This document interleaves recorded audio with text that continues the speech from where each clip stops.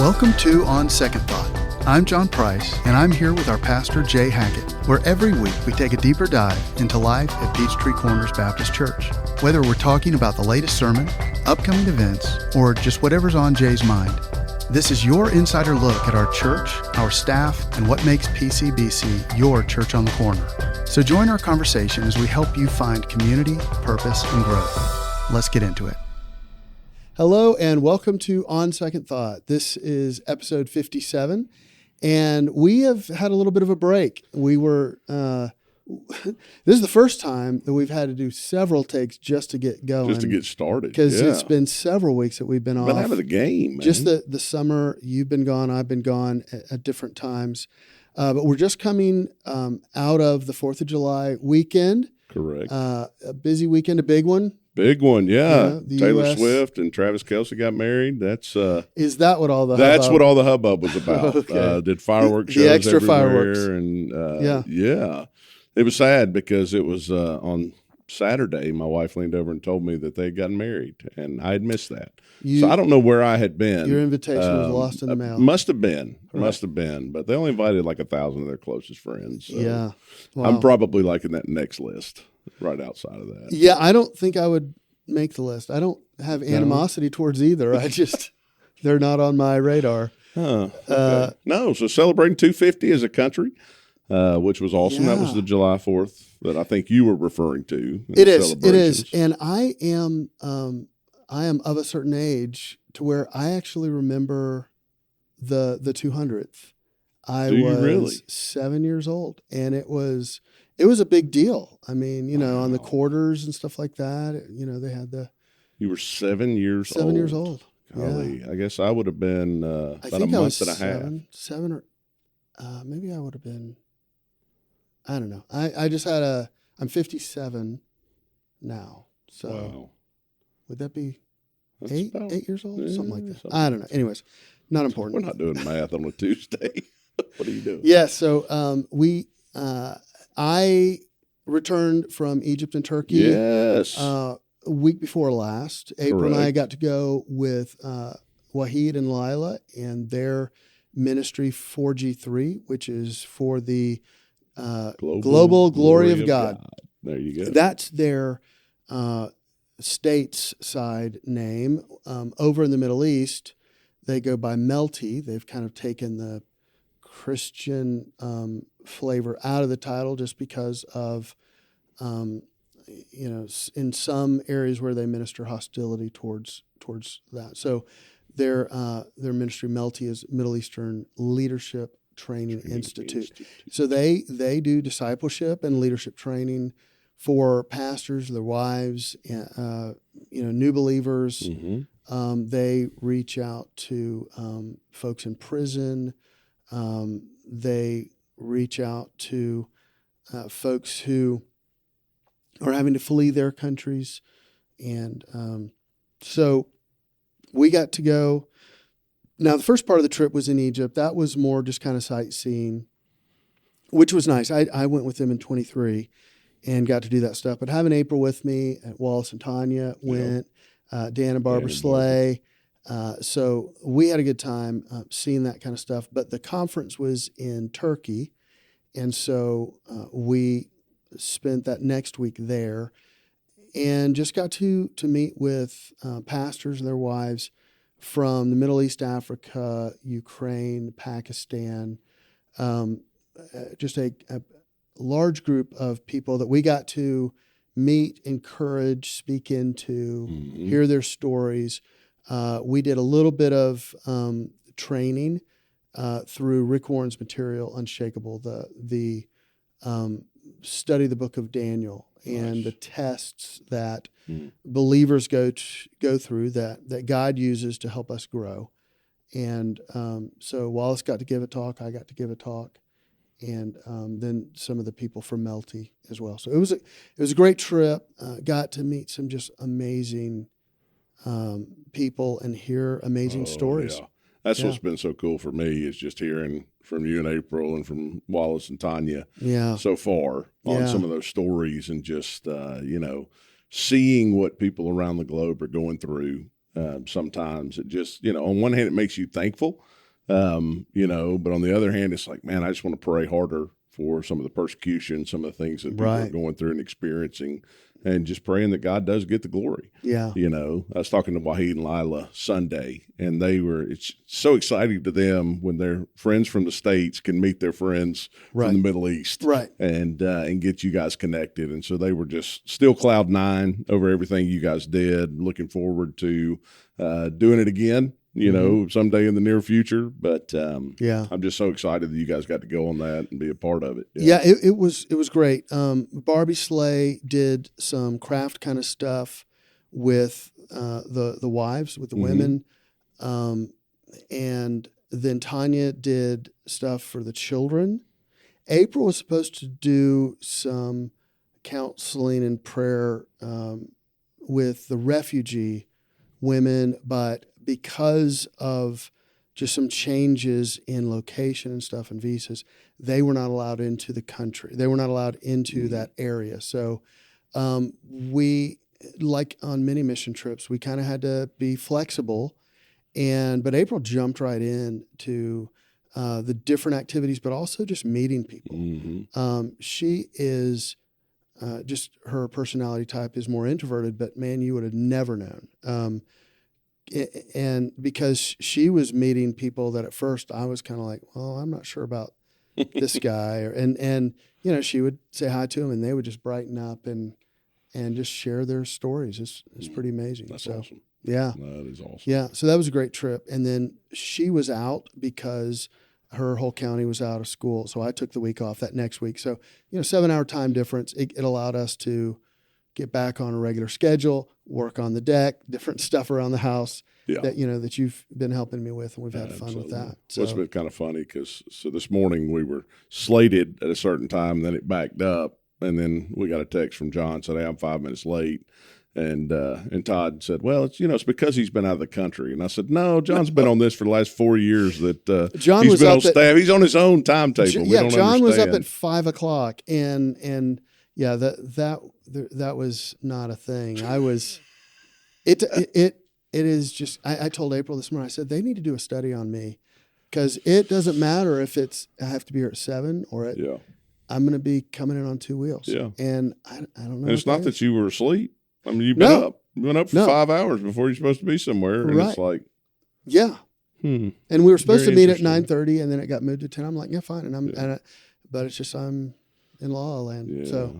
I think anybody did a study on you would end up in an insane asylum. So it's probably for the best that we don't. Yes. We don't go that route. So we had another team today, though, that left for Brazil, or that's leaving for Brazil. The ladies' trip with John and Jeanie Johnson. And so that is going to be a long flight to get to Brazil.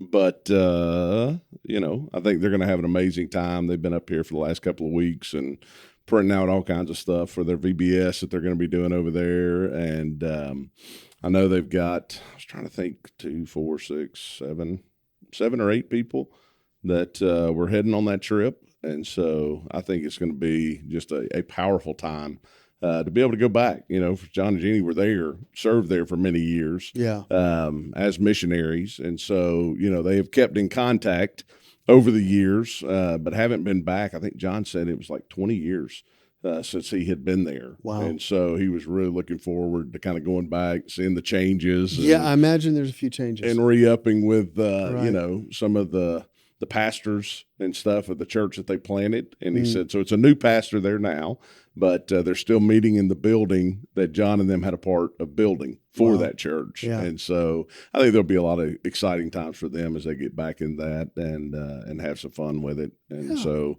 keep praying for them. Just these next, how long is that trip?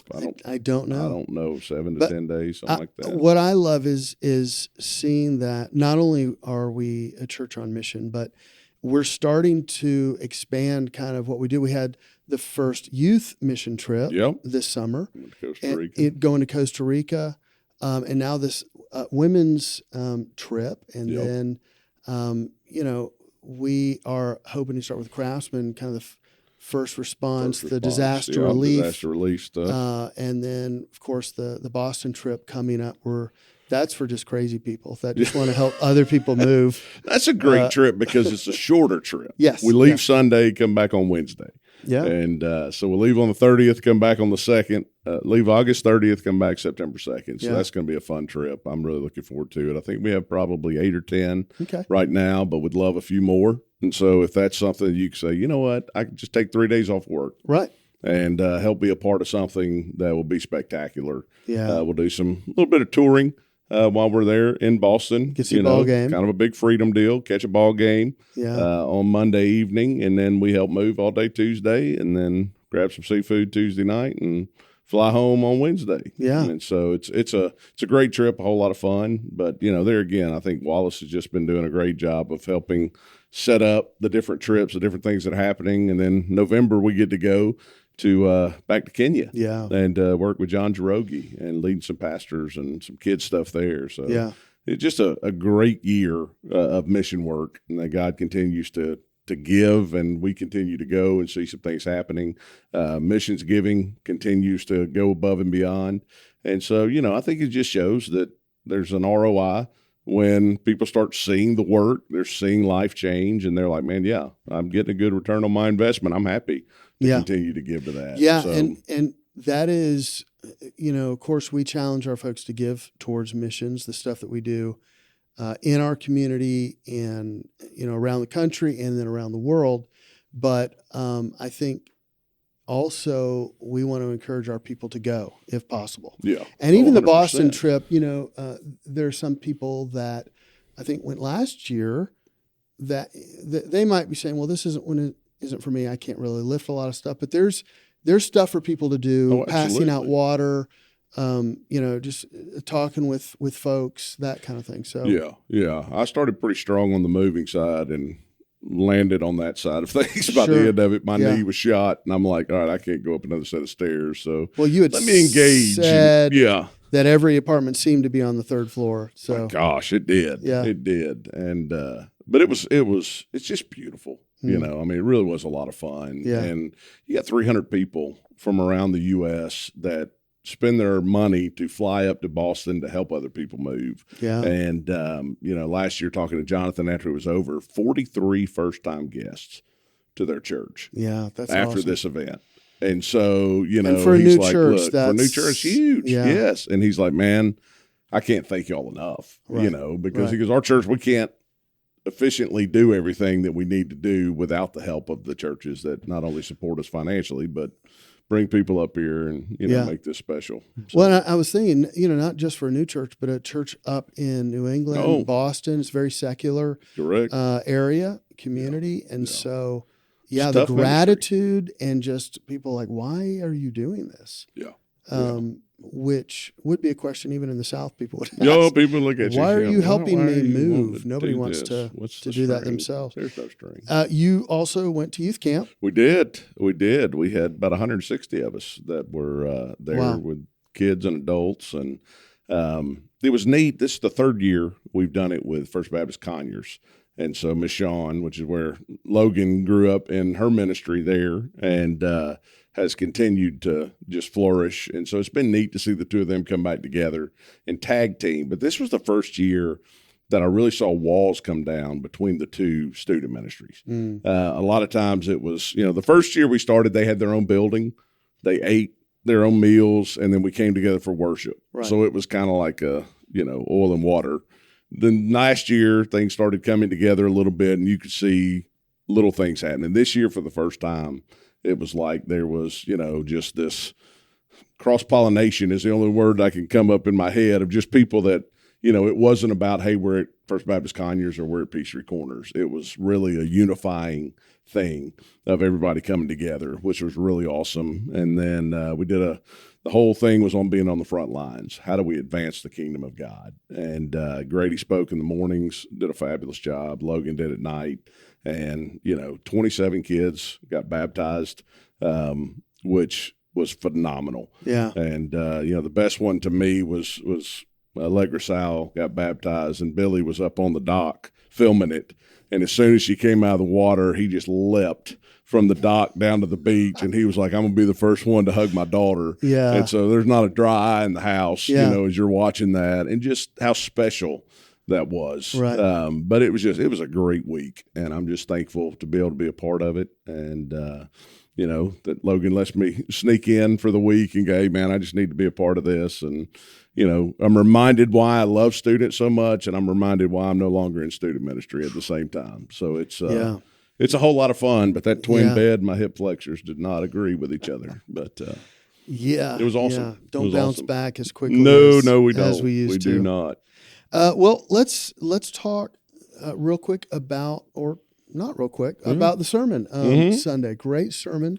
Amen. Part of the Fully Equipped series. You were in Colossians 2. Colossians 2. Yeah. And so we just, I shared it Sunday. This one was hard because it was so personal, and as I was studying it and reading it and looking at it, I just kept getting more and more convicted. And I'm like, I have created a scorecard.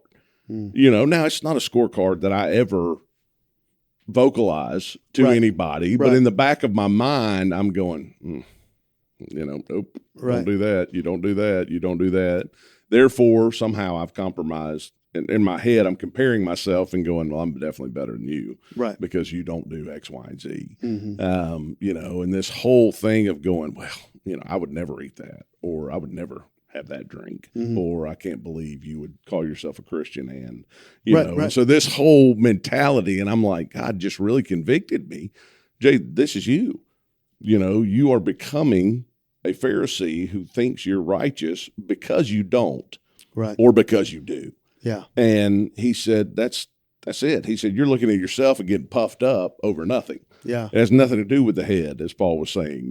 This has everything to do with you looking good in front of other people, and nothing to do with you just understanding that you're completely dependent upon me.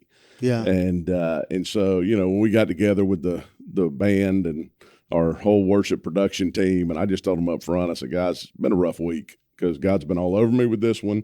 This is powerful. I don't want to come across as, just I'm attacking, but it's me. And so here we go. And so, just talking about the fact that if performance becomes our judge, we're in trouble.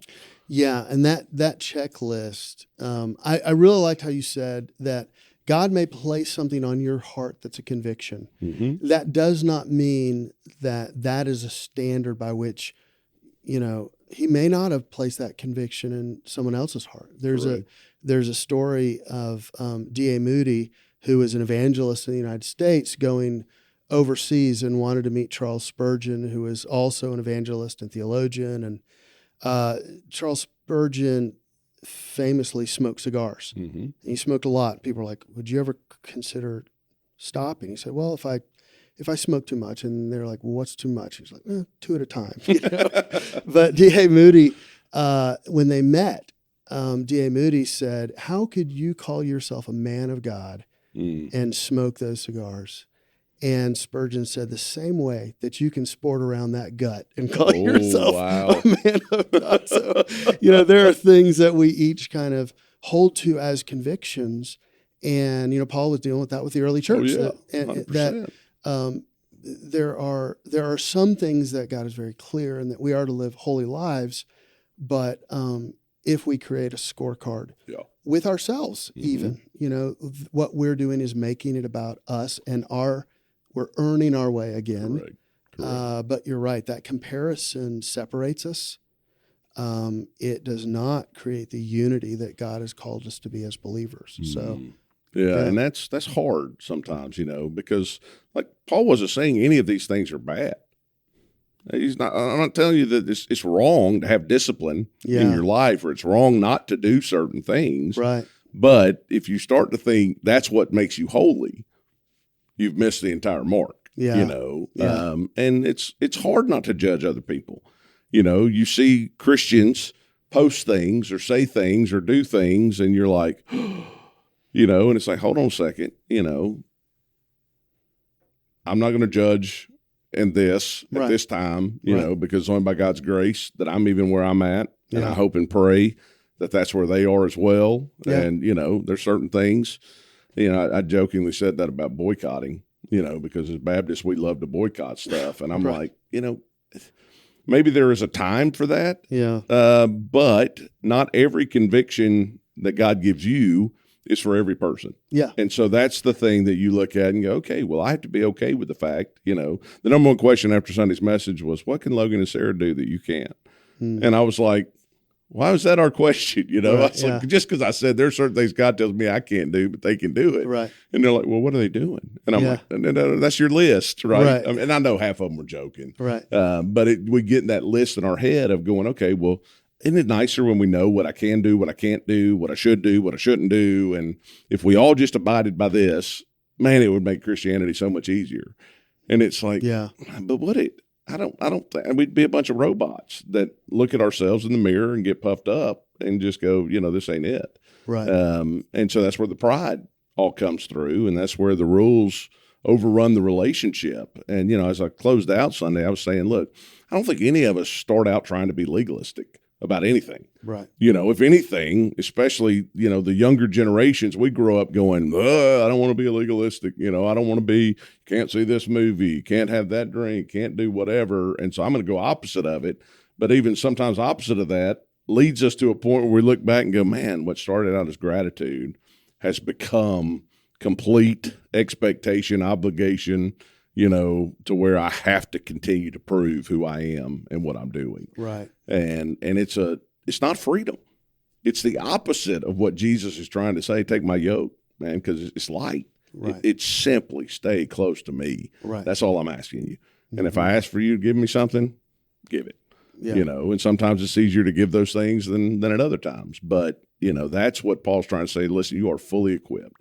You didn't do anything to earn your salvation. God did everything for you to have that salvation. Yeah. So don't let anybody else begin to judge you on that. Don't let anybody else begin to tell you that, you haven't done enough. You got to now speak in tongues, or you got to see visions, or you got to dream these wonderful dreams and share those. And once you've been enlightened to a certain point, then you understand that you're now equipped in Christ. And he's like, no, he said, all that.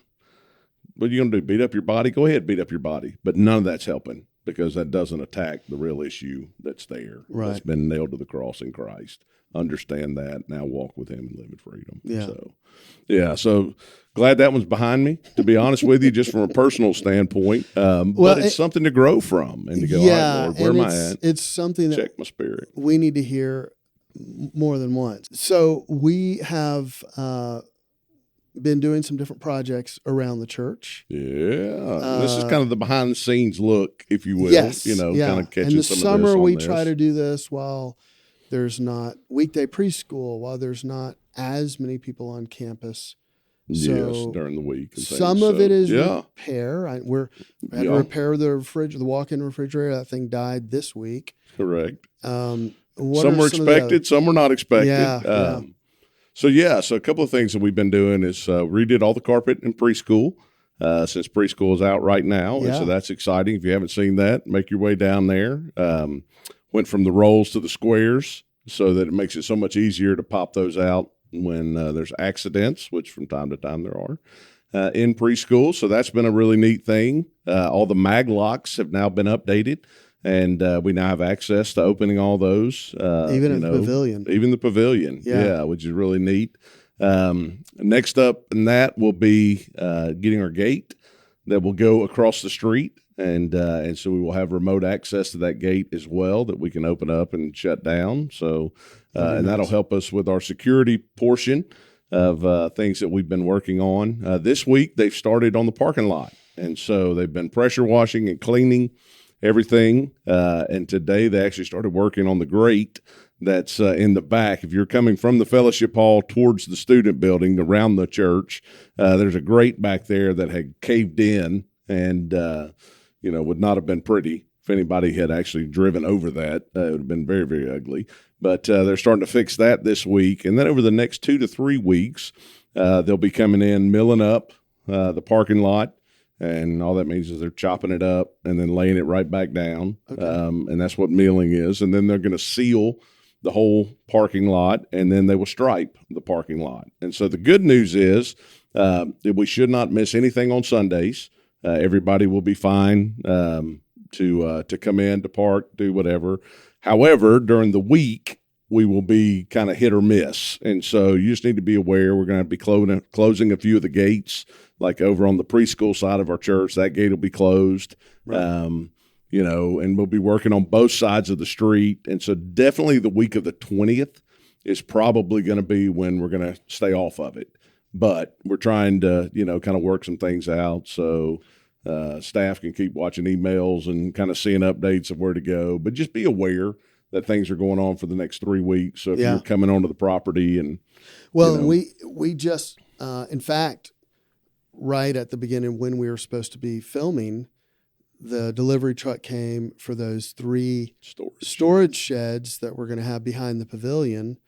So that was 6 big boxes that we'll be putting those up at some point. I got to coordinate with Tom with the parking lot stuff when we can do that, because we want to get out there early in the morning. Yes. Yeah. Don't want to be heat of the day. Light enough to see, but not hot enough, because it has been scorchers. But that'll help that pavilion be cleaner and more usable. Yes. We'll be able to do more in Get all the storage stuff out of the pavilion and into the sheds, which will be so much nicer. And then we can do some things with, kind of having a refreshment area. Right. And, if we wanted concession, that's the word I'm looking for. Yeah. Having a concession area, right. For some of the soccer games, the t-ball games, doing some different things that, kind of make it more of a friendly environment for our families as they pop in here on Saturdays and during the week. And so that'll be exciting. Yeah. Also working right now, meeting with contractors with our kids ministry. We were gifted $100,000, and then we had actually a little bit more given. So about $125,000 to upgrade and do some new things in our Collide area. And so all of our kids ministry is meeting with the contractor, kind of walking over some of those things, which will hopefully begin here in the next few weeks, potentially be done before we kick off things in August, and promotion and the different things that are happening there. So talked also about bathrooms. Some bathrooms are still in the process, and so we've kind of allotted the area where we're going to start that, and just the main bathrooms that we're going to currently focus on, so that we can continue to move forward, make some of those a little bit nicer, right? Which would be great. And then one of the things that we're working towards as well is on the student ministry side of things, is how do we incorporate some different areas over there, build that out, which not only will serve our students, but hopefully will serve our singles as we go forward. That's one of the biggest gaps we've got, is that 18 to 27-year-old. And we'd really love to make that powerful, right? And so if we can do some things like that, that would be very exciting for me. So, I'm just thankful for the gifts. We haven't asked for capital campaign money on any of this. This is just, hey, if you feel led to give above and beyond, please do, because we would love to, continue to see these things happen, continue to upgrade, and just continue to minister and love on families the best we can with our property here. I mean, that's the main reason behind everything that we're doing. So. Yeah. And some of the things that people don't necessarily see, like I said, like the fridge repair, but also new printers. That's a huge new one printer stuff for the staff. New water line coming in is on PVC, and now that's getting changed out. Yeah. And so, I mean, there's all kinds of things that happen with a 43-year-old building, right. And so we're just thankful they were able to do that. A lot of AC stuff continues to be fun to work on and look at. And just like your home, things break from time to time, but we're thankful that we have the ability right now to continue moving forward with those things. And, just thankful for a church that's behind us, supportive, and on board with the vision and direction of where God's taking us. Yeah, that's awesome. So. Well, and we'll keep everybody updated as those things progress, and you'll actually see them, a lot of that stuff, little by little, as we're able to take care of those issues in updating and making things much more appealing, not just for our members, but people who walk in the door for the first time. Yeah, absolutely. We want to take away any hesitation or friction points. So we thank you for your generosity. We thank you for the ways that you participate in all that's going on here at PCBC. And thank you for joining us on this episode. We appreciate you watching. We ask you to please share this with others so people can find out about our church and what's going on, not just on the face of it, but behind the scenes. Yeah. And we hope that you have a great rest of your week, and God bless. Well, that's it for this episode of On Second Thought. Thanks for hanging out with us. If you enjoyed the conversation, be sure to like, subscribe, and share this with a friend. If you have a question or thought, drop it in the comments below. We'd love to hear from you. If you'd like to find out more about your church on the corner, check us out at pcbchurch.org. We'll be back next week with more. So until then, have a great week and God bless.